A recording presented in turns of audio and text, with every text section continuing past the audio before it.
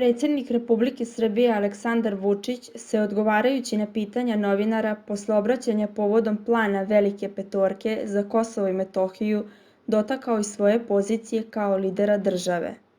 Govoreći o mogućoj ostavci, kaže da ne misli da je bilo koji čovek isuviše važan za jednu državu, da su svi smrtni i da je ovo njemu poslednji mandat.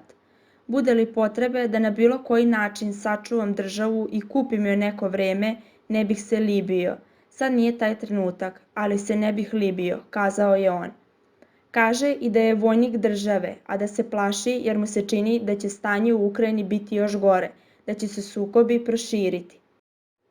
To se neće smirivati, samo će da se širi. Vidite da to više nije samo Rusija-Ukrajina, pa mala pomoć. Sad se to raširilo. Uskoro će, plašim se, da se raširi na neke druge teritorije. Naše je da to ne bude na našu teritoriju.